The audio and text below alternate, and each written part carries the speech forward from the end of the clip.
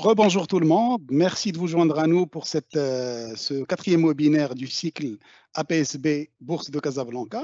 Donc l'objectif de ce cycle de webinaire est de faire le point sur la saison de publication des résultats et identifier les opportunités d'investissement, que ce soit pour les investisseurs institutionnels ou particuliers. Pour cette édition du cycle, nous sommes associés à l'association professionnelle des sociétés de bourse, la PSB, et 5 bureaux de recherche, notamment CDG Capital Insight, CFG Bank, Sogé Capital Bourse, Attijari Global Research et Valoris Securities, que je tiens d'ailleurs à remercier vivement. Donc, pour rappel, nous avons déjà couvert lors de notre cycle les perspectives macroéconomiques, notamment avec la participation remarquée de Ahmed Zahani de CG Capital Insights, Marsa Maroc avec Mehdi Chakir de CFG Marché, le secteur des mines avec Yousra Marouf de CG Capital Bourse. Les enregistrements sont d'ailleurs disponibles sur les réseaux sociaux de la PSB et de la Bourse de Casablanca. Donc, le quatrième webinaire sera non seulement il ne sera pas dédié à un secteur spécifique, mais portera sur l'évaluation de la thématique qui trouve tout son sens dans le contexte économique actuel, à mon sens, et qui est la cash conversion. Il sera animé par Lamia Oudghiri et Maria Eraqi, qui sont managers au sein d'Attijari Global Research. Maria et Lamia, bonjour. Bonjour. Donc, rapidement, avant de vous donner la parole, je vais juste rappeler votre bio. Donc, Lamia Oudghiri totalise une expérience de 10 ans sur les marchés financiers au Maroc et en Afrique. Elle occupe actuellement le poste de manager au sein de la filiale Attijari Global Research. Elle débute sa carrière dans l'asset management et le risk management avant de se spécialiser dans la recherche multi-asset, notamment les actions, les taux, le change et les matières premières. Elle est lauréate de l'INSEA, qu'elle complète également par un master spécialisé en analyse financière internationale au Neoma Business School. Maria Eraqi, de son côté, a à son actif une expérience de 10 ans sur les marchés actions marocains et africains également. Elle est aujourd'hui manager actions au sein d'Attijari Global Research. Elle a démarré sa carrière professionnelle en tant qu'analyste financier au sein d'Attijari Intermédiation. Elle couvre principalement les secteurs cimentiers, sidérurgie, immobilier et infrastructure. Elle est lauréate de l'ISCAE et de l'ESCP Business School. Donc, sans plus tarder, je vous laisse avec Maria et Lamia. À vous la parole. Merci pour votre présentation. Donc, effectivement, aujourd'hui, nous allons vous présenter notre nouvelle logique d'investissement sur le marché action qui s'articule autour de la nouvelle thématique du cash conversion, qui reflète actuellement la capacité des sociétés cotées à défendre et à générer le cash. Ainsi, et en fait, avant d'aborder les points clés de notre nouvelle stratégie d'allocation d'actifs sur le marché financier, nous allons entamer ce webinaire par un bref retour sur les principales interrogations des investisseurs en bourse. Celle-ci, en fait, et selon notre propre lecture du marché, s'articule autour de 3 sujets majeurs. Alors, tout d'abord, comment aborder le marché action durant cette seconde moitié de l'année 2021 après la reprise de l'indice MASI. Ensuite, comment optimiser la rentabilité des portefeuilles dans un environnement qui demeure marqué par des taux bas et aussi par un manque d'alternatives de placement sur le marché financier. Et en fin de compte, comment tirer le mieux profit des nouvelles tendances qui émergent à l'international, que ce soit au niveau des marchés boursiers ou au niveau des matières premières. Ainsi, en fait, et pour répondre à ces différentes interrogations des investisseurs, nous allons dans un premier temps vous présenter notre nouvelle logique d'investissement sur le marché action et qui s'articule autour du cash conversion. Ensuite, nous allons vous présenter les principales étapes de notre processus de sélection de notre portefeuille de recommandations. Dans un second temps, nous allons vous présenter une auto-évaluation de notre portefeuille de recommandations qui, lui, répond parfaitement à notre nouvelle logique d'investissement sur le marché action autour de la génération de cash. Et en fin de compte, nous allons dans un troisième temps vous présenter et aborder en fait les nouvelles tendances qui émergent à l'international aujourd'hui et en fait qui sont susceptibles d'avoir des répercussions soit sur l'ensemble du marché action ou sur notre portefeuille de recommandations en particulier. Alors justement, cette nouvelle stratégie d'allocation d'actifs sur le cash conversion et qui est axée bien évidemment sur la génération de cash constitue pour nous un vrai levier de performance des titres en bourse, puisqu'aujourd'hui on reste complètement convaincu que les investisseurs orienteront toujours en fait leur choix stratégique vers ces valeurs qui ont cette forte capacité à générer le cash dans un contexte effectivement où on est toujours face à la crise sanitaire du Covid-19 et ses répercussions négatives sur les fondamentaux économiques des sociétés cotées. Donc, dans ce sens, la génération du cash présente pour nous plusieurs atouts majeurs. Alors, en premier lieu, nous avons la réduction de la dette. Bien évidemment, dans un contexte aujourd'hui où les investisseurs sont très regardants vis-à-vis du risque financier. En deuxième lieu, la génération de cash permet de maintenir l'effort d'investissement qui aujourd'hui est primordial pour la croissance organique et pour le maintien des parts de marché. En troisième lieu, la génération de cash permet aussi de saisir d'éventuelles opportunités de croissance externe sur le marché, que ce soit des opérations de fusion-acquisition ou encore des mouvements de concentration sur le marché, à l'instar par exemple de Mutandis hier qui a concrétisé sa première opération de croissance externe sur le marché et ce depuis son IPO en 2018. Le quatrième volet de la génération de cash est la rétribution et la rémunération de l'actionnaire à travers les remontées de dividendes. Et là, c'est vraiment l'axe le plus privilégié des investisseurs en bourse aujourd'hui, puisqu'effectivement, il permet de répondre à leurs attentes en termes de rehaussement des rendements, que ce soit les rendements des sociétés de gestion ou les placements financiers des institutionnels locaux, qui, rappelons-le, aujourd'hui sont les investisseurs les plus prédominants au sein de la bourse de Casablanca. Alors, après vous avoir exposé notre logique d'investissement, nous allons dans ce qui suit vous présenter notre processus de sélection de notre portefeuille de recommandations et qui, bien évidemment, aujourd'hui répond parfaitement à notre nouvelle logique d'investissement autour de la génération de cash. En fait, celui-ci, il repose selon 3 critères de sélection. On s'assure en fait aujourd'hui que les sociétés que nous avons sélectionnées au sein de notre portefeuille de recommandations puissent être en parfaite mesure de générer le cash. Et en fait, ceci, on l'évalue à travers la capacité des sociétés que nous avons sélectionnées à convertir leurs résultats économiques en cash flow opérationnel. Ce premier axe et ce premier critère est pour nous le socle même en fait de notre stratégie d'allocation d'actifs sur le marché financier. Ensuite, on s'assure que cette génération de cash puisse se refléter et se traduire positivement sur la rémunération et la rétribution des actionnaires. Et cela, on l'évalue à travers 2 volets. Tout d'abord, la remontée régulière des dividendes et ensuite à travers l'amélioration de la création de la valeur économique des sociétés que nous avons bien évidemment retenues et sélectionnées au sein de notre portefeuille de recommandations. Là, on va passer à vous présenter un peu plus en détail chacun de ces critères. S'agissant du premier critère de sélection qui repose principalement sur la capacité des sociétés sélectionnées à convertir le résultat économique en cash flow opérationnel, en fait, ceci est justifié principalement par 2 aspects.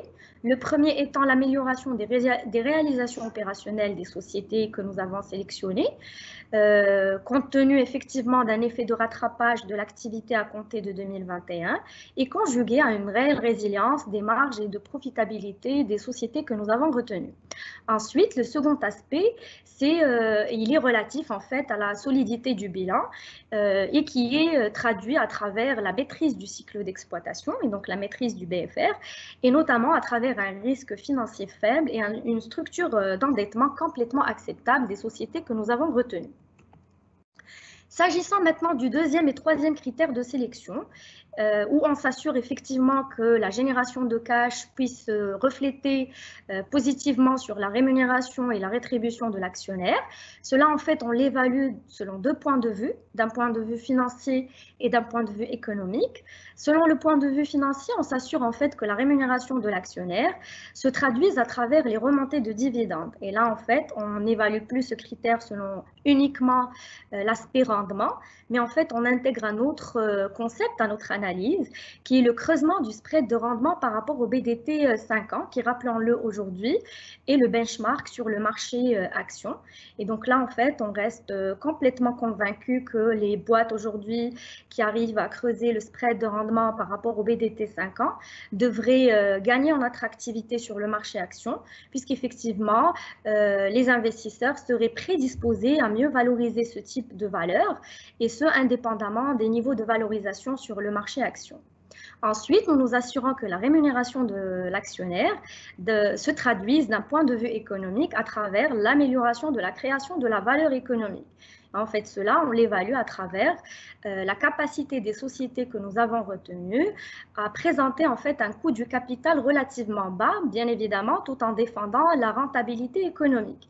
Et là encore, on reste complètement convaincu que les boîtes et les sociétés qui aujourd'hui offrent et en fait, sont résilientes sur le marché et qui présentent en fait un risque financier faible, conjugué à des marges de profitabilité solides et peu volatiles, sont les mieux positionnés aujourd'hui pour tirer profit de la baisse du coût du capital que nous observons aujourd'hui sur le marché action et qui se traduit donc sur le rehaussement technique, je dis bien technique, de la création de la valeur économique. Maintenant, en fait, nous allons passer à expliquer en fait cette baisse du coût du capital sur le marché action et qui, bien évidemment, aujourd'hui profite au mieux aux valeurs résilientes. En fait, cela, on va l'expliquer par deux volets essentiels, notamment la baisse tendancielle des taux, et tout particulièrement les BDT 10 ans sur le marché. Et rappelons-le, c'est le taux sans risque aujourd'hui qui est utilisé pour la valorisation des actions. Celui-là, en fait, il a bénéficié de la baisse du taux directeur de 75 points de base durant l'année 2020. Et qui, bien évidemment, a connu une baisse successive de 25 points de base en mars et de 50 points de base en juin dernier. Et là, on reste complètement aussi convaincu que les investisseurs aujourd'hui, ils intègrent dans leur décision d'investissement un scénario de taux bas au Maroc. Et en fait, celui-ci est justifié, selon nous, à travers trois paramètres essentiels, notamment une demande en BDT très importante sur le marché des adjudications de la part des banques, des sociétés de gestion ou encore des institutionnels locaux. Et ensuite, une politique monétaire de la Banque centrale qui demeure accommodante à travers un taux directeur maintenu à un niveau historiquement bas, à 1,50%.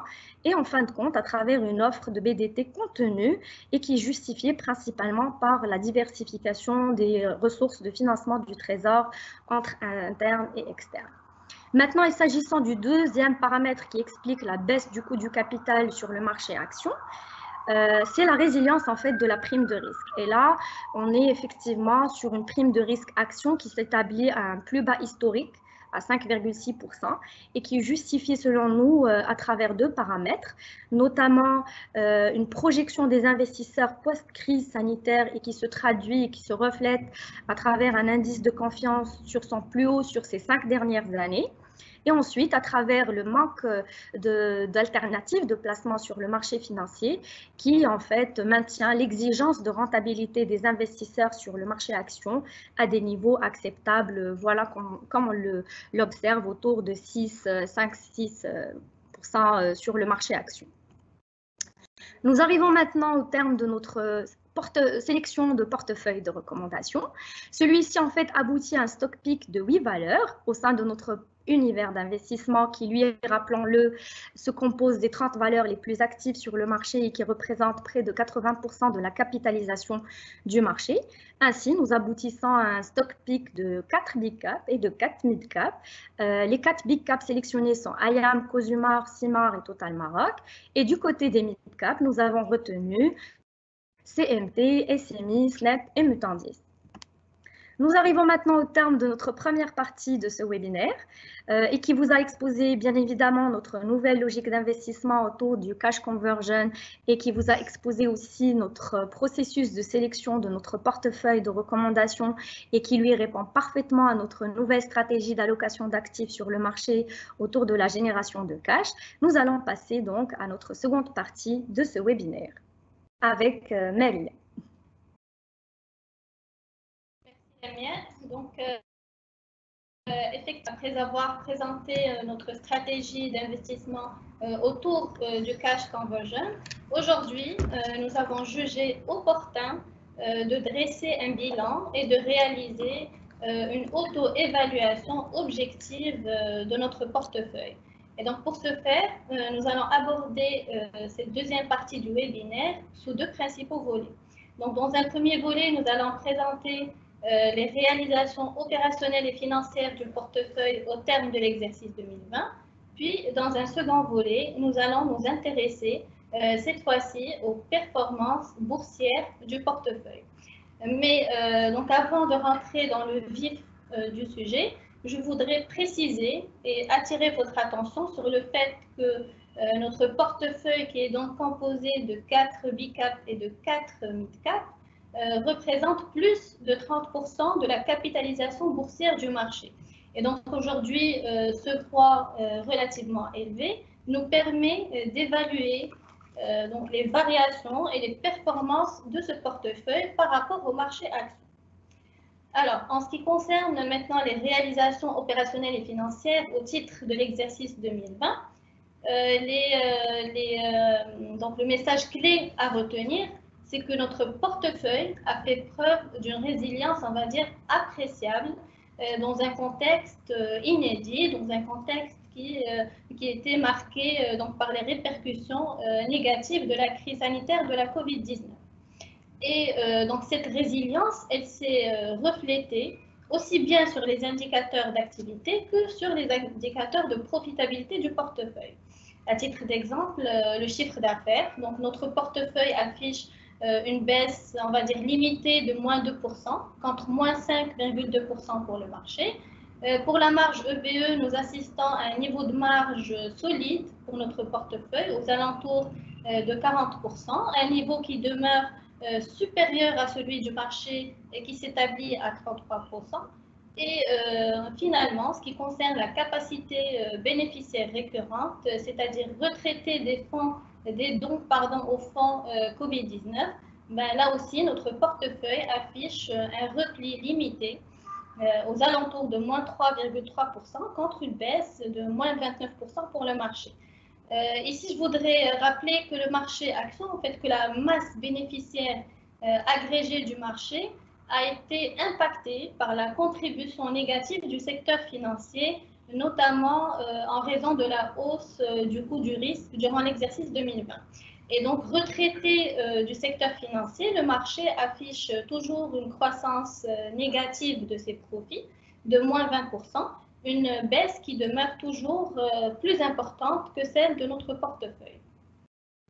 Maintenant, si on analyse ces réalisations-là par rapport à nos prévisions, notamment au niveau du chiffre d'affaires, il faut savoir que les 8 sociétés cotées qui composent notre portefeuille ont affiché des réalisations qui sont relativement en ligne avec nos prévisions. Donc, comme on le voit ici sur le slide, nous avons des taux de réalisation élevés qui varient entre 92 et 100% pour le chiffre d'affaires. Maintenant, en ce qui concerne les indicateurs tels que le BE ou encore le résultat net, là aussi, les réalisations étaient en ligne avec nos prévisions. En fait, ce qui nous rassure ici, c'est que finalement, nous n'avons pas assisté à de grandes ou à de mauvaises surprises. Au contraire, nous avons assisté à des surprises, on va dire, positives. Et ici, je peux citer le cas de Total Maroc. Pour Total Maroc, il est vrai qu'en termes de réalisation commerciale, l'opérateur a affiché donc des niveaux ou des ventes en volume qui sont en ligne avec nos prévisions. Mais au niveau des indicateurs de profitabilité, Total Maroc a affiché des réalisations qui sont nettement au-dessus de nos prévisions. Et donc cet écart-là, on peut le justifier aujourd'hui par l'effet de rattrapage visible dont a bénéficié Total Maroc durant la seconde moitié de l'année 2021.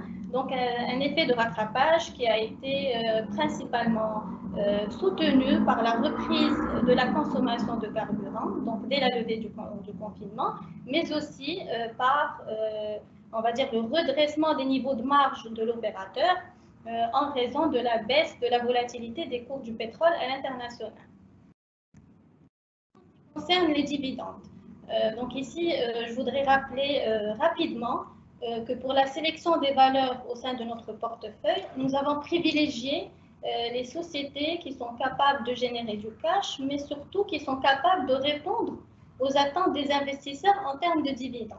Et par rapport à ce point, on peut dire aujourd'hui que notre portefeuille a tenu ses promesses en termes de distribution de dividendes. Et donc là, j'ai 4 constats majeurs qui en attestent. Le premier constat, c'est que toutes les sociétés cotées de notre portefeuille ont distribué des dividendes au titre de l'exercice 2020.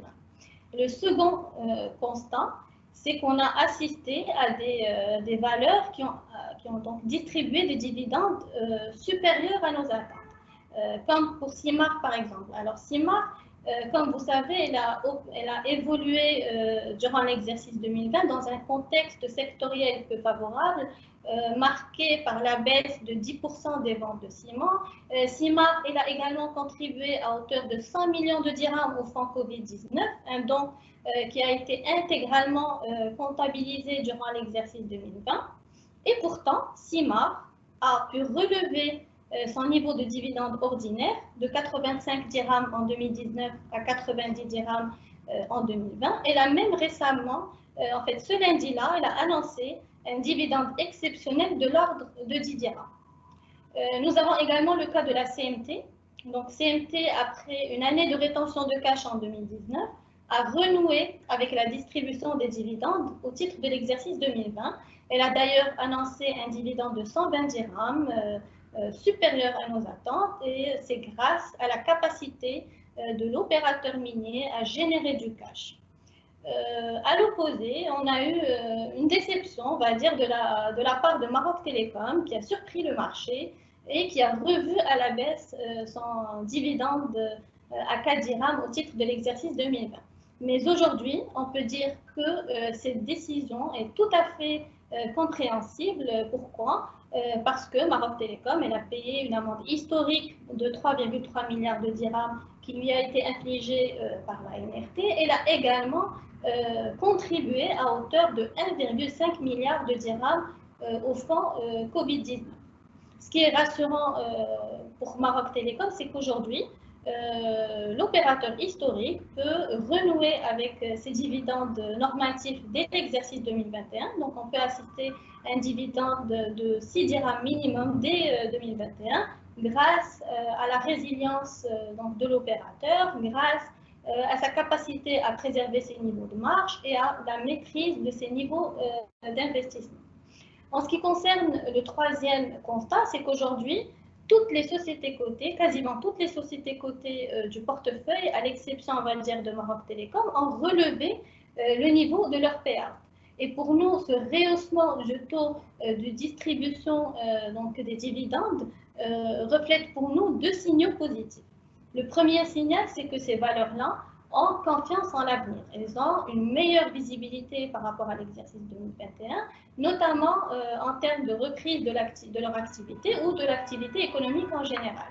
Le deuxième signal positif, c'est qu'aujourd'hui, ces sociétés-là ont consenti un effort considérable pour rétribuer l'actionnaire, justement grâce à leur forte capacité à défendre la génération de cash flow en raison donc de la résilience de leur business model, de leur structure financière solide et de leur niveau de marge.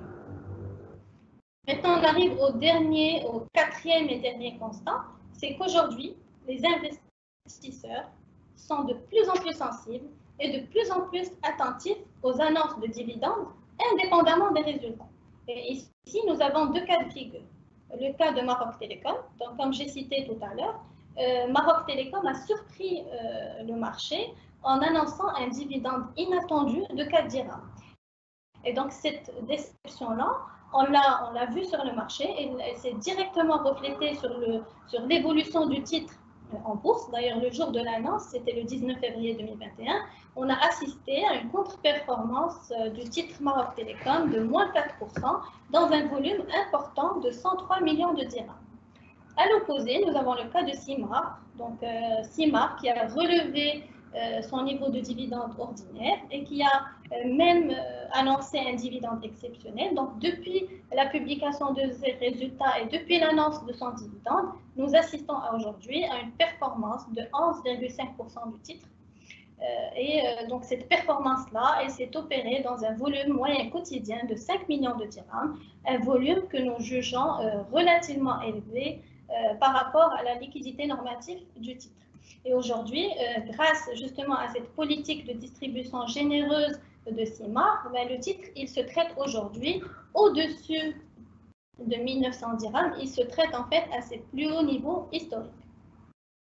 Maintenant, ce qui concerne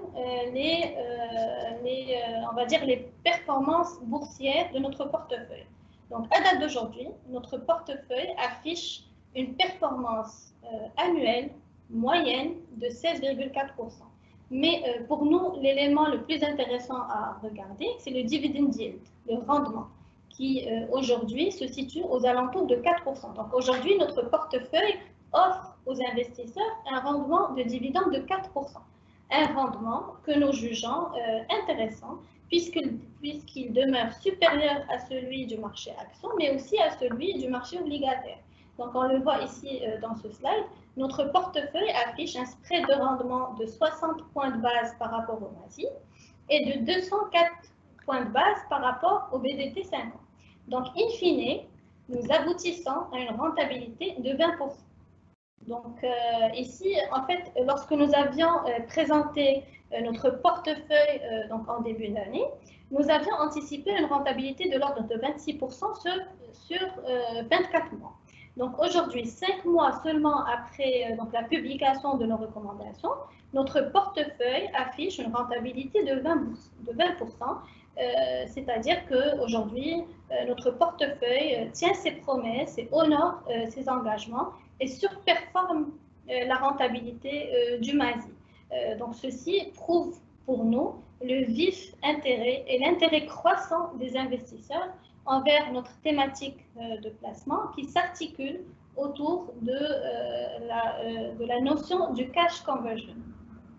Maintenant, si on veut rentrer un peu plus dans le détail par rapport aux valeurs de notre portefeuille, donc on remarque clairement que les performances annuelles de ces valeurs-là ont été principalement soutenues et drivées par les niveaux de spread de rendement qu'elles offrent par rapport au BDT 50. Donc, à titre d'exemple, les valeurs du portefeuille offrent aujourd'hui des spreads qui varient entre 35 points de base et 555 points de base. Et parallèlement, on assiste à des performances year-to-date qui varient, qui sont des variations positives, qui varient entre 7,8% et 46%. Donc ici, j'arrive au terme de cette deuxième partie. Maintenant, je vous laisse avec Lamia qui va vous présenter les nouvelles tendances qui émergent à l'international. Merci Malia. Donc justement, on arrive à la troisième partie de ce webinaire qui abordera justement les nouvelles tendances à l'international qui sont aujourd'hui susceptibles d'avoir des impacts soit sur l'ensemble du marché marocain ou encore sur notre portefeuille de recommandations en particulier. Et là, en fait, on relève deux principales orientations sur les marchés à l'international. Tout d'abord, on a un vrai rallye haussier des marchés boursiers à l'international. Ensuite, on a réellement aujourd'hui une réelle hausse généralisée des principales matières premières à l'international, que ce soit les métaux de base, les métaux précieux, les denrées alimentaires, les produits énergétiques ou encore les matières premières plastiques.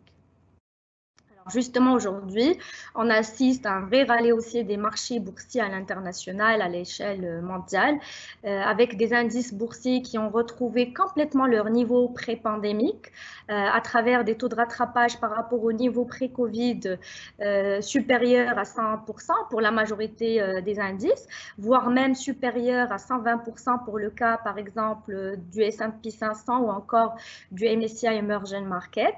Là, ce qu'il faut noter, ce qu'il faut rappeler, c'est qu'aujourd'hui, les deux indices phares à l'international, que ce soit le CAC 40 ou le S&P 500, s'établissent aujourd'hui à des records historiques, soit des plus hauts sur les 20 dernières années, et qui est justifié principalement par un vif intérêt des investisseurs envers le marché actions, et ce indépendamment en fait des niveaux de valorisation, et qui se reflète à travers une performance depuis le début de l'année très positive, de l'ordre de 15 et 12% respectivement pour le CAC et le S&P 500. Maintenant, pour le reste des indices, que ce soit le MSCI Emerging Market ou le MSCI Frontier Market ou le MASI, nous avons là aussi des performances positives depuis le début de l'année, mais de moindres ampleurs, qui varient là entre 5 et 8% et qui offrent aujourd'hui de réelles marges de progression pour ces trois marchés-là à court-moyen terme. Maintenant, ici, on passe aux facteurs qui expliquent et qui justifient cette frénésie sur les marchés à l'international au niveau des indices boursiers. Nous avons trois constats majeurs. Alors, le premier est bien évidemment les perspectives positives à la reprise économique à l'échelle mondiale, qui aujourd'hui est soutenue par le bon déroulement de la campagne de vaccination à l'échelle internationale, notamment à travers des taux de vaccination de la population très élevés aux États-Unis, en Chine et en Europe, respectivement de 50%, 38% et 36%. Le Maroc n'est pas en reste par rapport à cette tendance puisque lui aussi il affiche un taux de vaccination de la population ayant reçu la première dose du vaccin de près de 24% actuellement et qui est nettement supérieur par rapport à la moyenne observée à l'échelle mondiale qui n'est que de 10% seulement. Maintenant, et s'agissant du deuxième facteur qui explique cette frénésie sur les marchés à l'international, nous avons le stimulus budgétaire et monétaire important que l'on observe aujourd'hui à l'échelle internationale. Donc, on a d'une part des plans de relance historiques et d'envergure inédites, avec notamment, pour exemple, aux États-Unis, un plan de relance cumulé depuis le début de la crise sanitaire de près de 6 000 milliards de dollars. Et là encore, en fait, le Maroc n'est pas en reste, puisqu'effectivement, le gouvernement a mis en place un plan de relance d'envergure inédite, soit de 120 milliards de dirhams, soit un effort budgétaire de 11% du PIB, et qui est axé principalement vers le soutien du secteur productif de l'économie à travers l'opérationnalisation du Fonds stratégique pour l'investissement, qui lui est doté d'une manne financière de près de 45 milliards de dirhams, avec une contribution de l'État de près de 15 milliards de dirhams. Alors, aux côtés de ces plans de relance historiques et d'envergure inédite et vraiment gigantesques sur le marché, nous avons aussi des plans, des politiques monétaires ultra accommodantes des principales banques centrales à l'international, notamment s'agissant de la BCE ou de la Fed qui maintiennent aujourd'hui leur taux directeur à des niveaux planchers et qui mettent en place aujourd'hui des programmes de rachat d'actifs sur les marchés financiers, des programmes de quantitative easing importants. Le Maroc est encore une fois n'est pas en reste par rapport à cette tendance des politiques monétaires à l'international, avec des actions monétaires très importantes de la Banque centrale et des actions proactives, et ce depuis le début de la crise sanitaire, notamment à travers l'abaissement à 2 reprises de son principal taux directeur et qui aujourd'hui se maintient à un niveau bas historique à 1,5%, la libéralisation complète du compte de la réserve ou encore le triplement de la capacité de refinancement des banques auprès de Banque Maghreb qui aujourd'hui effectivement soutient les conditions de financement de l'économie. Troisième constat majeur et troisième facteur et levier qui explique cette frénésie sur les marchés à l'international, nous avons aussi cette projection des investisseurs post-crise sanitaire, puisqu'effectivement les investisseurs aujourd'hui, ils se projettent post-normalisation des résultats, ce qui effectivement aujourd'hui drive à la hausse les cours et ce indépendamment des niveaux de valorisation élevés sur le marché.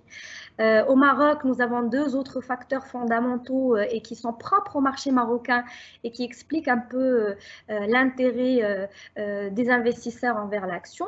C'est l'environnement de taux bas actuel et le manque d'alternatives de placement sur le marché financier. En fin de compte et in fine, nous restons complètement convaincus que le Maroc ne peut pas rester décalé par rapport à cette tendance à l'échelle internationale observée sur les marchés boursiers. Et nous pensons effectivement que nous allons connaître une synchronisation avec cette performance boursière à l'international et que nous allons nous acheminer vers une performance au-delà des 10% pour l'année 2021 pour le cas du marché marocain. Alors, et en parallèle donc à cette frénésie sur les marchés à l'international, nous assistons aujourd'hui à une hausse généralisée des principales matières premières à l'international.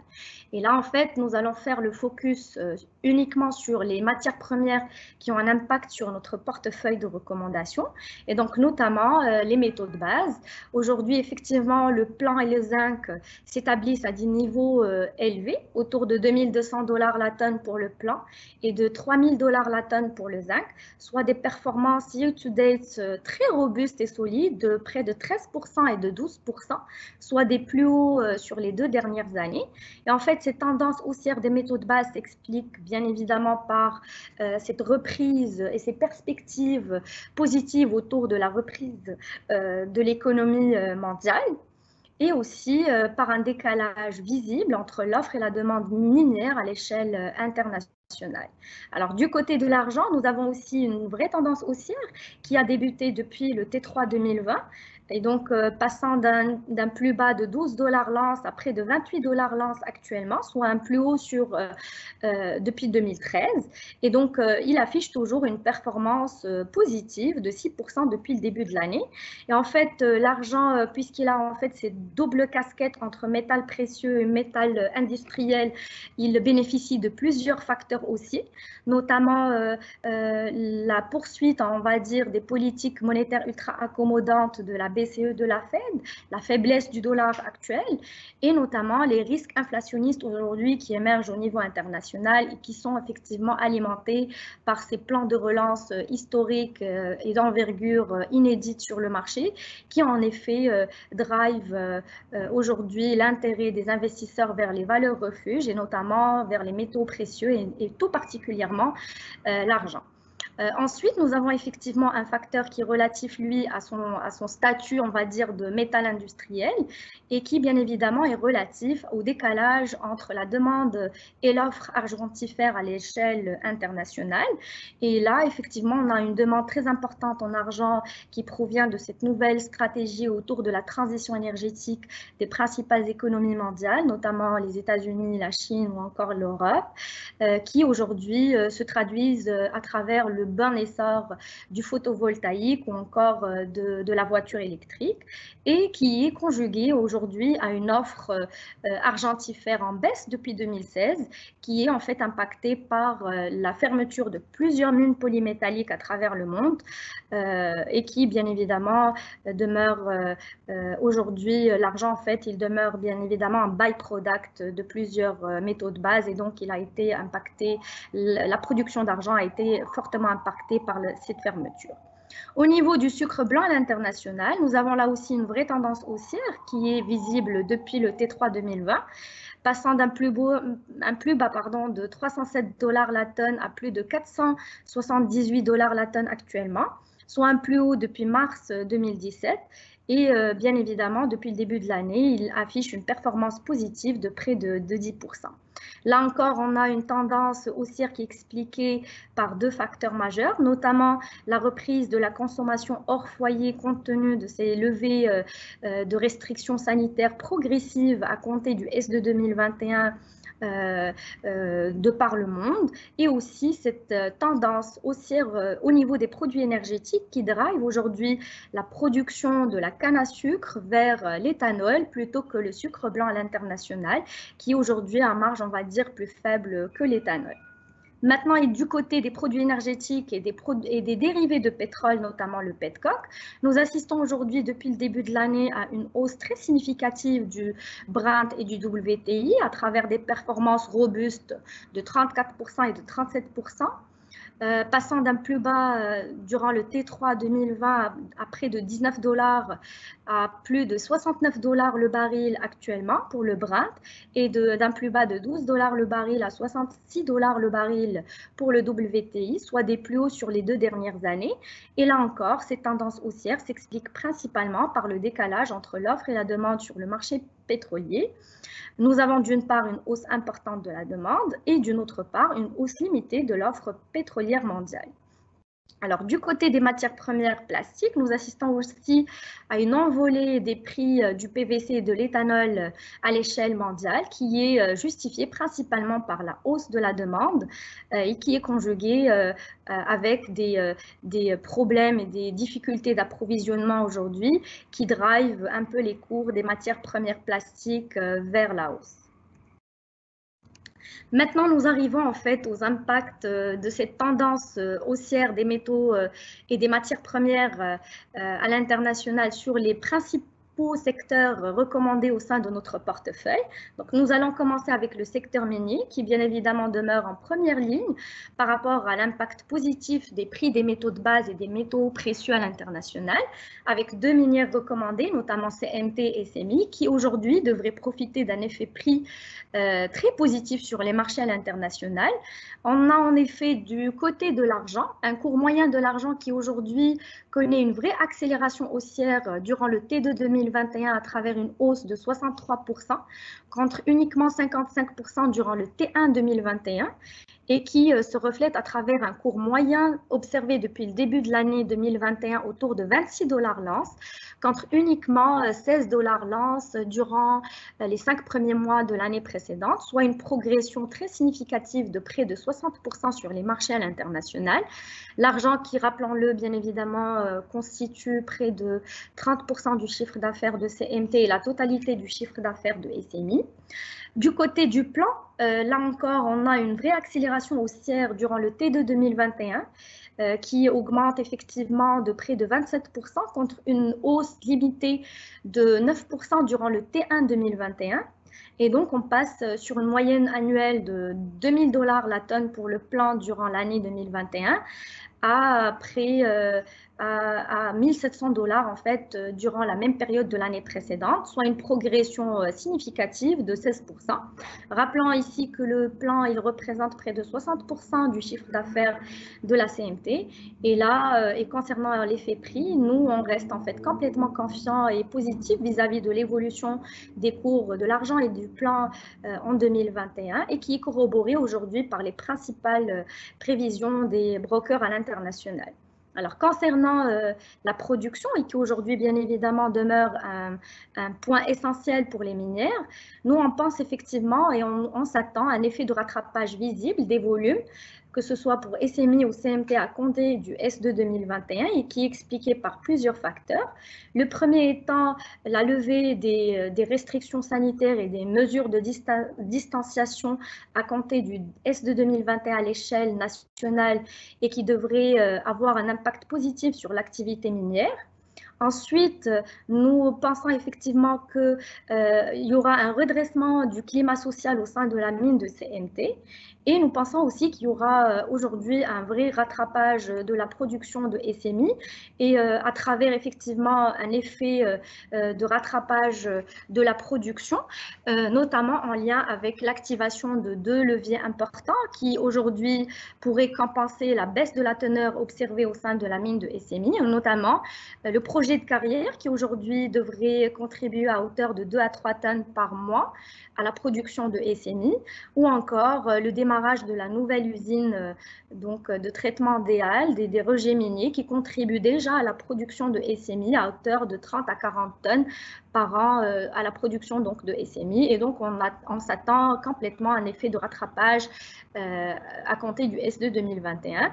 Ainsi, nous nous attendons à une stabilité, voire à une légère baisse de la production sur l'ensemble de l'année 2021 et à un retour complètement à des niveaux normatifs de production à compter de 2022. Alors, compte tenu de l'ensemble de ces éléments et du côté des résultats financiers des 2 minières cotées, nous nous attendons à une amélioration des revenus, bien évidemment soutenu par cet effet prix positif et par la reprise des volumes de production. Nous nous attendons aussi à un vrai redressement de la marge de profitabilité qui, elle, devrait bénéficier de la maîtrise des cash costs des 2 minières cotées et qui devrait avoir un effet visible sur la marge sur coût variable qui devrait effectivement se refléter à travers une accélération beaucoup plus importante de l'EBE par rapport au chiffre d'affaires et qui donc devrait se refléter positivement sur les capacités bénéficiaires de 2 minières cotées durant la période prévisionnelle 2021-2022 et donc effectivement nous nous attendons à une réelle amélioration de la politique de distribution de dividendes des 2 minières cotées à compter de 2021. Alors là, on passe au secteur agroalimentaire qui est, lui, représenté par Cosumar, qui effectivement devrait connaître un impact positif relatif au prix du sucre à l'international et bien évidemment qui est conjugué à un contexte favorable à l'export. Donc aujourd'hui, effectivement, le cours du sucre blanc à l'international connaît une vraie accélération haussière durant le T2 2021 à 30% contre uniquement une variation de 19% durant le T1 2021, soit une moyenne observée durant les 5 premiers mois de l'année 2021 de 454 $ la tonne, un niveau bien supérieur par rapport à celui qui était observé durant la même période de l'année précédente, qui n'était que de 370 $ la tonne, soit une progression significative de 23% contre uniquement 17% durant le T1 2021. Et là, nous restons complètement positifs, là aussi, concernant l'évolution du prix du sucre à l'international en 2021, compte tenu du déficit que connaît le marché sucrier aujourd'hui à l'échelle mondiale. Alors, maintenant, on va passer au volume à l'export. Effectivement, là encore, on s'attend à une soutenabilité des volumes exportés au-dessus des 504 tonnes. Rappelons aujourd'hui qu'effectivement, l'année 2020 a été marquée par d'importantes opportunités à l'export qui a propulsé les volumes à l'export à un record historique de près de 647 tonnes. Et là, donc, on estime qu'on devrait revenir à des niveaux plus normatifs et qui pourraient aller jusqu'à 604 tonnes.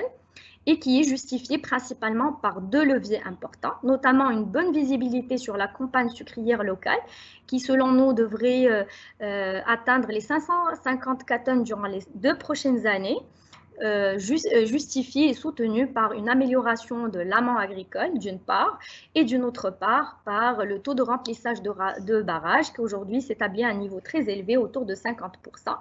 Donc effectivement, nous nous attendons à ce que la production locale puisse aujourd'hui satisfaire au moins la moitié de la consommation locale en sucre blanc qui est aujourd'hui de 1,2 million de tonnes et qui permettrait donc de libérer d'importantes capacités à l'export de la raffinerie de Casablanca, qui elle aussi bénéficie de la hausse de sa capacité de production à hauteur de 1,4 million de tonnes. Maintenant, et compte tenu donc de cet effet prix sur le chiffre d'affaires à l'export de Cosumar qui représente pratiquement 30% de son chiffre d'affaires global, nous nous attendons effectivement à une amélioration des revenus, à une consolidation des marges, cette fois-ci compte tenu des bonnes perspectives de la campagne agricole sucrière locale qui a marge supérieure par rapport à la marge de raffinage à l'échelle internationale. Et au final, nous nous attendons à une réelle amélioration des bénéfices qui, bénéficie de deux facteurs importants, notamment l'intégration du projet Dorian dans le périmètre de consolidation de Cosumar, qui, rappelons-le, est un projet avec une capacité de production de 840 000 tonnes et une quote-part de Cosumar de près de 43% dans ce projet. Et aussi par la non-récurrence du don au fonds Covid de 100 millions de dirhams et qui devrait effectivement soutenir significativement la capacité bénéficiaire de Cosumar en 2021. Donc, in fine, nous nous attendons effectivement à une soutenabilité, voire à une amélioration de la politique de distribution du dividende de l'opérateur sucrier durant la période prévisionnelle 2021-2022. Maintenant, nous allons passer aux autres secteurs qui composent notre portefeuille de recommandations avec Maria. Donc, en ce qui concerne cette fois-ci le secteur cimentier, donc je tiens à rappeler que le petcoke, qui intervient au niveau de la production du clinker, suit généralement l'évolution des prix du pétrole à l'international. Et là aussi, nous avons assisté à une hausse très importante du petcoke, donc de l'ordre de 57% durant les 5 premiers mois de l'année 2021 comparativement à la même période de l'année précédente. Et donc, du moment que le petcoke représente à côté de l'électricité une part très importante dans le post-achat des opérateurs cimentiers. Donc aujourd'hui, pour nous, cette hausse des cours du petcoke devrait peser sur la facture énergétique des opérateurs cimentiers en général et de Cimar en particulier. Et donc cette hausse des cours du petcoke devrait, selon nous, avoir deux impacts. d'abord un premier impact sur les niveaux de marge de l'opérateur et surtout, elle devrait exercer une pression, on va dire, visible sur les niveaux de marge à l'export. Et ici, il est très important de signaler que les exportations de clinker génèrent de faibles marges. Donc, les exportations de clinker génèrent en fait des marges qui sont dérisoires si on les compare aux marges générées par le ciment. Puisqu'aujourd'hui, effectivement, le clinker se traite à l'international aux alentours de 30 $ la tonne, alors que le prix de vente du ciment sur le marché local est aux alentours de 100 $ la tonne. Toutefois, nous pensons que l'impact sur le résultat de CIMAR devrait rester quand même relativement limité parce que les exportations de clinker sont principalement utilisées afin de soutenir les taux d'utilisation des capacités de production. Et donc aujourd'hui, nous pensons que CIMAR devrait poursuivre sa politique de distribution historique, donc une politique qu'on peut qualifier aujourd'hui de politique de distribution généreuse, grâce à la forte capacité de l'opérateur à générer du cash et grâce aussi à sa structure financière saine qui se reflète à travers un bilan, un endettement net structurellement négatif. En ce qui concerne le secteur de la pétrochimie, qui est représenté au niveau de la bourse de Casablanca, mais aussi au niveau de notre portefeuille par la valeur SNEP, qui est donc l'unique producteur du PVC au Maroc. Là aussi, nous avons assisté à une hausse très importante de l'éthylène, qui est le principal intrant nécessaire à la production du PVC, mais dans une moindre mesure par rapport au cours du PVC. En effet, le PVC aujourd'hui se traite à des niveaux très élevés, des niveaux qui n'ont jamais été observés par le passé. Et donc, ce creusement de spread entre le PVC et l'éthylène, pour nous, devrait pleinement profiter à la SNEP pour trois principales raisons. La première, c'est qu'aujourd'hui, nous devrions assister à une amélioration sensible des niveaux de marge de l'opérateur, justement grâce à ce creusement de spread entre les cours de l'éthylène d'une part et les prix du PVC d'une autre part. Deuxièmement, nous pensons que l'entrée en service des nouvelles capacités de production qui devraient démarrer dès la seconde moitié de l'année 2021 et qui devrait permettre à la SNEP d'accroître ses niveaux de production de l'ordre de 70 000 tonnes à 90 000 tonnes pour le cas des produits vinyliques, donc le PVC et le campant de PVC. Et donc pour nous, cette entrée en service des nouvelles capacités devrait se faire dans un contexte très favorable qui est justement marqué par des niveaux de prix du PVC élevés.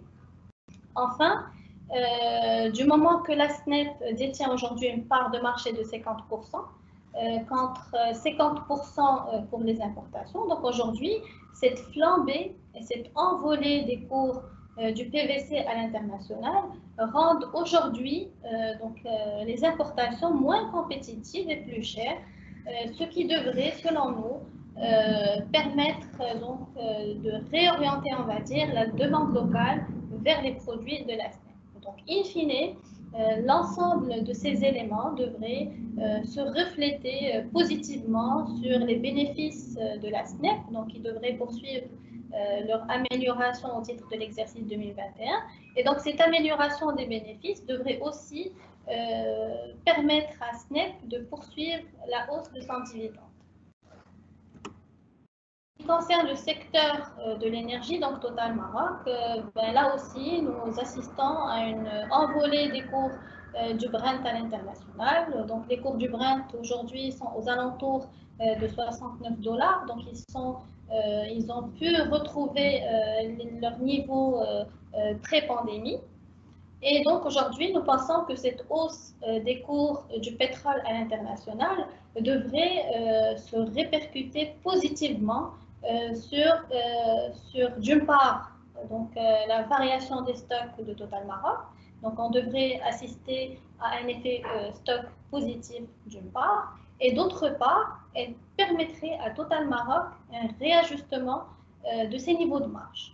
Donc ici, je voudrais rappeler que durant le S1 2020, Total Maroc, en fait, a fait face à une très forte détérioration, une très forte dégradation de ses niveaux de marge, puisque les cours du pétrole ont connu sur une certaine période une chute, on va dire, brutale, une chute phénoménale de moins 40% en l'espace de quelques jours seulement. Et donc, cette baisse des cours du pétrole ont conduit à des difficultés d'approvisionnement au niveau de Total, qui a donc été contrainte de puiser dans ses niveaux, dans ses stocks de sécurité pour faire face à la demande locale.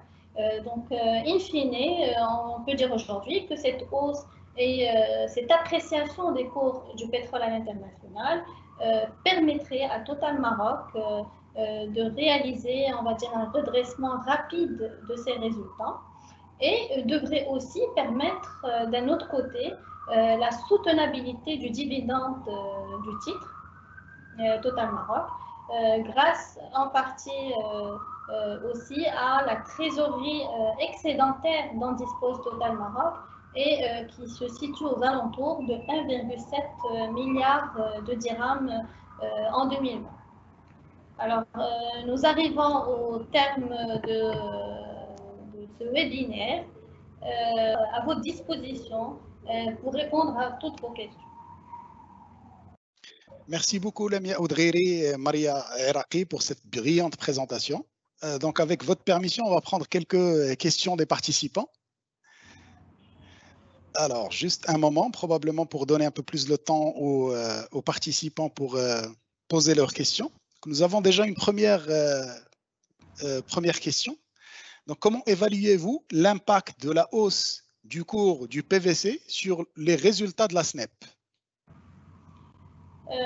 Oui, donc avant de répondre à cette question, je voudrais rapidement rappeler que la SNEP donc, produit, on va dire, deux types de produits. Donc, d'une part, les produits vinyliques, qui sont le PVC et le compound PVC, et d'autre part, les produits issus de l'électrolyse.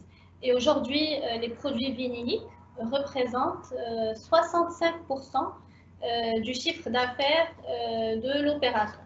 Donc aujourd'hui, avec la hausse des cours du PVC, qui ont atteint des plus hauts niveaux historiques, et avec le creusement du spread entre le PVC et l'éthylène, qui, je rappelle, représente près de 40% du poste achat de la SNEP. Donc, ce creusement de spread, et nous pensons que si les cours du PVC, les prix du PVC à l'international se maintiennent donc, au niveau actuel, et avec l'entrée en service aussi des nouvelles capacités de production, nous pensons que la SNEP serait en mesure de réaliser donc, un résultat net on va dire supérieur à 130 millions de dirhams dès l'exercice 2021. Très bien, c'est très clair. Merci beaucoup, Maria Eraqi. Donc, je rappelle juste aux auditeurs et participants qui peuvent poser leurs questions sur l'espace dédié aux questions-réponses. Nous avons une deuxième question. Pourquoi maintenez-vous un avis positif sur le secteur minier, sachant que ce dernier a accusé un repli important de la production au T1 2021? Alors justement, il est vrai qu'aujourd'hui, le secteur minier, principalement donc les deux valeurs que nous avons recommandées au sein de notre portefeuille de recommandations, à savoir CMT et CMI, ils ont effectivement aujourd'hui connu une baisse importante de leur production qui est en plus, on va dire, remarquée depuis le début de la crise sanitaire, en lien bien évidemment avec les mesures de restriction sanitaire et les mesures de distanciation qui en général ont eu un impact très négatif sur l'activité minière en général. Nous avons aussi, durant ce premier trimestre 2021, constaté un mouvement social au sein de la CMT, ou encore, bien évidemment, la baisse de la teneur de la SMI qui, aujourd'hui, effectivement, on va dire, observée depuis un certain moment sur le marché. Donc, effectivement, aujourd'hui, durant le T1 2021, les deux minières ont observé des baisses de l'ordre de 36 et 26% de leur production. Maintenant, nous, on reste complètement confiant par rapport au caractère court-termiste de cette baisse de production, puisque pour nous, en fait, les réserves sont toujours là. Et donc, pour nous, c'est juste un décalage dans le temps de la production, car in fine, nous devrions effectivement toujours nous attendre forcément en fait à un retour de la production à un niveau normatif. Donc, pour nous, aujourd'hui, l'élément essentiel et primordial à voir ou à surveiller, c'est l'effet prix. Et pour nous, aujourd'hui, l'effet prix, il est très, très positif pour l'argent, le plomb ou le zinc, qui bien évidemment représente le portefeuille métal de CNT et CMI. Et donc, pour nous, aujourd'hui, pour notre valorisation qui se fait, on va dire, sur des horizons plus long terme, ne devrait pas avoir un impact très visible sur la baisse de la production, on va dire, qu'on constate juste sur le court terme. Voilà, ça c'est d'une part. D'une autre part, on a aussi CNT et SMI aujourd'hui qui répondent parfaitement à notre logique d'investissement sur le marché action. Autour de la génération de cash qui leur a permis effectivement d'offrir et de revenir en tout cas à des niveaux de distribution très généreuses, par exemple pour le cas de CMT en 2020, à travers un dividende de près de 120 dirhams, donc qui a vraiment surpris tout le marché, ou encore à travers le retour à une distribution de dividendes de SMI après 2 années de rétention, en 2018 et en 2019. Donc c'est réellement la thématique de la génération de cash. Maintenant, on reste très positif sur ces deux valeurs sur la période 2021-2022, puisqu'effectivement, nous nous attendons à des marges de profitabilité très lucratives, en lien bien évidemment avec la maîtrise des cash costs actuels. Et donc, nous nous attendons effectivement, pour le cas de SMI, un RNPG qui devrait dépasser les 200 millions de dirhams à compter de 2021 et qui devrait donc soutenir effectivement aujourd'hui une politique de distribution très généreuse de l'opérateur. On s'attend à un DPA qui pourrait aller vers les 100 dirhams durant la période 2021-2022. Et là, on reste vraiment réconforté par rapport à ce niveau de dividende puisqu'effectivement, l'opérateur, en fait, durant la période 2015-2016, il offrait ce niveau de dividende avec une capacité bénéficiaire autour de 200 millions de dirhams. Donc, nous restons complètement confiants par rapport à la capacité de SMI de revenir à ces niveaux de distribution de dividendes qui représentent, rappelons-le, le double de ce qui a été offert au marché aux actionnaires en 2020. Maintenant, pour le cas de CMT, effectivement, il va profiter d'un effet très positif sur sa marge de profitabilité, là encore en lien avec la maîtrise des cash costs. Et donc, nous nous attendons effectivement à un niveau de distribution très important qui devrait en tout cas se poursuivre, puisque effectivement, durant l'année 2020, la CMT a déjà offert les 120 dirhams. Et donc, nous, on pense effectivement que durant la période 2021-2022, CMD devrait poursuivre cet effort de distribution et nous pourrons nous acheminer vers un DPA autour de 130 dirhams durant la période 2021-2022. Rappelons effectivement là que la CMT devrait carrément connaître un triplement au niveau de sa capacité bénéficiaire durant l'année 2021 qui va être en plus très soutenue par, on va dire, la non-récurrence de la provision qui est liée au réajustement à la juste valeur de sa participation de CMT dans AMG. Et donc, effectivement, nous pourrons nous attendre carrément à un RNPG au-delà des 150 millions de dirhams pour CMT à horizon 2021-2022. Donc là, ce qu'il faut dire, c'est que pour nous, les réalisations trimestrielles ne reflètent pas du tout le potentiel des deux minières, puisqu'effectivement, aujourd'hui, le contexte minier est très, très favorable. Et donc, nous maintenons un avis très positif et nous maintenons aussi notre court objectif pour les deux minières à 1850 dirhams pour la CMT, à 2420 dirhams pour pour la SMI. Et effectivement, on reste totalement confiant par rapport à l'upside que offrent ces deux minières qui sont aujourd'hui très importants, qui tiennent en compte des deux aspects rendement et performance, à savoir 15 et 20% respectivement pour CMT et CMI en 2021-2022. C'est très clair. Merci beaucoup, Lamia Oudreri. Donc, nous avons une autre question d'une participante qui nous demande, suite à la hausse du marché action depuis début 2021, et je rappelle juste que le MSI 20 est à peu près à 10%, à plus 10% depuis le début de l'année. La participante continue. Quels sont les changements de recommandation opérés sur votre portefeuille? Donc, suite à la hausse du marché, quels sont les changements de recommandation opérés sur votre portefeuille? Effectivement, une question très pertinente. Aujourd'hui, nous avons parmi les big caps de notre portefeuille, donc on a 3 big caps à l'image de Simar, de Cosumar et de Total Maroc, qui aujourd'hui effectivement ont atteint, elles ont même dépassé en fait le cours objectif que nous avions communiqué en début d'année. Et c'est clair qu'aujourd'hui, nous allons procéder à une actualisation de nos recommandations par rapport à ces valeurs-là. Maintenant, au niveau des mid-cap, pour nous, il y a encore du potentiel d'appréciation en bourse. Donc, on maintient toujours un avis positif sur ces mid-cap-là, principalement grâce à leur capacité donc à améliorer leurs résultats et leurs bénéfices durant l'exercice 2021 dans un contexte très favorable, donc comme on a vu durant ce webinaire. Très bien, merci beaucoup, c'est clair. Quatrième question avec votre permission.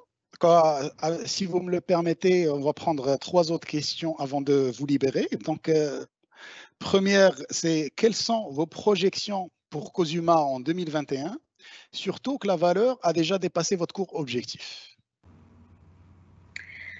Alors, justement, par rapport à Cosumar, effectivement, aujourd'hui, nous assistons à une vraie envolée, on va dire, à une tendance haussière du titre sur le marché boursier aujourd'hui. Donc, elle a complètement dépassé notre cours objectif que nous avions communiqué lors de notre rapport stratégique sur le cash conversion en février dernier à 240 dirhams. Donc, aujourd'hui, on pense effectivement que Cosumar a consommé, en tout cas, l'intégralité de son potentiel haussier. Rappelons que notre cours objectif, il intègre l'essentiel, on va dire, des performances opérationnelles de l'opérateur à moyen et long terme, notamment le projet d'Orient, qui, rappelons-le, a une capacité de production de 840 000 tonnes et une quote-part de Cosumar dans ce projet de près de 43%. Donc aujourd'hui, et compte tenu de la récente hausse du titre sur le marché, on pense que la valeur devient chère sur le marché. Et donc aujourd'hui, on va dire que nous suspendons notre recommandation à l'achat sur la valeur. Maintenant, il faut dire aussi que Cosumar, elle affiche toujours de très bons fondamentaux financiers et économiques, surtout avec donc une amélioration notable de ses réalisations durant la période 2021-2022 et qui serait bien évidemment soutenue par les bonnes perspectives de la campagne agricole sucrière locale qui devrait être soutenue par le taux de remplissage de barrages, comme on l'a vu tout à l'heure, et qui, bien évidemment, devrait se répercuter sur les marges et la profitabilité de l'opérateur et qui devrait aussi permettre de soutenir la capacité bénéficiaire de l'opérateur qui, selon nous, pourrait atteindre les 1 milliard de dirhams à horizon 2022, compte tenu effectivement de l'intégration du projet d'Orient, bien évidemment dans le périmètre de consolidation de Cosumar, mais aussi par la non-constatation du don fonds Covid de 100 millions de dirhams en 2021. Donc, par rapport aux fondamentaux, nous, on maintient un avis positif. Très bien, c'est très clair là encore. Merci beaucoup. Une dernière question, si vous me le permettez, Lamia et Maria, avant de vous libérer. Il y a un auditeur qui nous pose la question. Quels sont les principaux arguments qui soutiennent votre avis positif envers le secteur des miniers, des cimentiers, excusez-moi? Oui, donc effectivement, nous maintenons un avis positif sur le secteur cimentier. Pour nous, ce secteur offre, on va dire, de belles perspectives à l'avenir. Et nous pensons que dans l'attente d'une véritable relance de l'activité immobilière, qui constitue historiquement 70% donc de la consommation finale du ciment, donc nous pensons que les ventes de ciment devraient à l'avenir être principalement soutenues par les projets d'infrastructures, mais aussi par l'émergence donc des régions du Sud qui sont aujourd'hui en phase de devenir des hubs et des centres économiques de premier plan. Donc effectivement, après donc l'ouverture du consulat des États-Unis au Dakhla, à Dakhla et d'autres pays donc, qui ont eux aussi ouvert leur consulat donc à Dakhla. Donc nous pensons que ceci devrait booster les investissements privés et devrait booster les projets d'infrastructure au sein de cette région. D'ailleurs, parmi les projets phares dans la région du Sud, nous pouvons citer l'exemple de la voie express qui relie Tiznit à Dakhla. On peut également citer le projet de Dakhla, du port de Dakhla Atlantique. Il y a aussi l'unité de dessalement de l'eau de mer. Et bien entendu, il y a d'autres projets structurants qui vont être lancés au niveau de la région d'Agadir. Donc pour nous, l'ensemble de ces projets et aussi la politique active, on va dire, du Royaume en termes de construction de barrages qui devrait, selon nous, driver les ventes de ciment à l'avenir. Donc ça d'une part. D'une autre part, donc, comme j'ai dit tout à l'heure, le secteur cimentier a baissé. Il a affiché donc une baisse de l'ordre de moins 10% durant l'exercice 2020. Et pourtant, les opérateurs cimentiers cotés, donc on peut traverser cette phase tout en maintenant leur politique de distribution de dividendes. Donc pour nous, avec la reprise attendue des ventes de ciment à l'avenir, nous devrions assister à une poursuite de cette politique de distribution de dividendes. Et donc, pour nous, le secteur cimentier devrait continuer à offrir un rendement intéressant, toujours attractif, parmi, on va dire, les meilleurs sur le marché actuel. Très bien, merci beaucoup. Je pense que ça répond largement à la question de l'auditeur.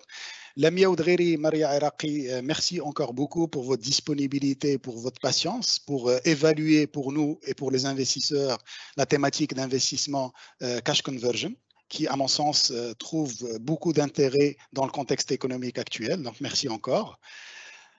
Merci. Il ne me reste plus que... Merci beaucoup.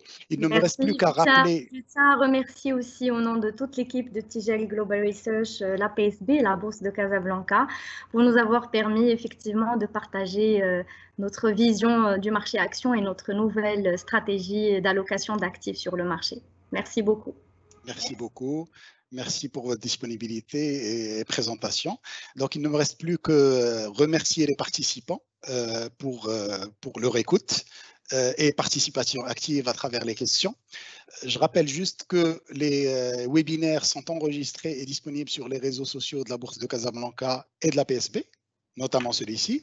Et je vous donne rendez-vous pour le prochain webinaire avec Ahmed Rocht, qui est responsable analyse et recherche chez Valoris Securities, qui nous parlera le mardi 15 juin à 15 h du secteur de l'énergie, notamment des valeurs Taqa, Total et Africa. Merci beaucoup et à très bientôt. Merci beaucoup. Au revoir, à bientôt. Merci, au revoir.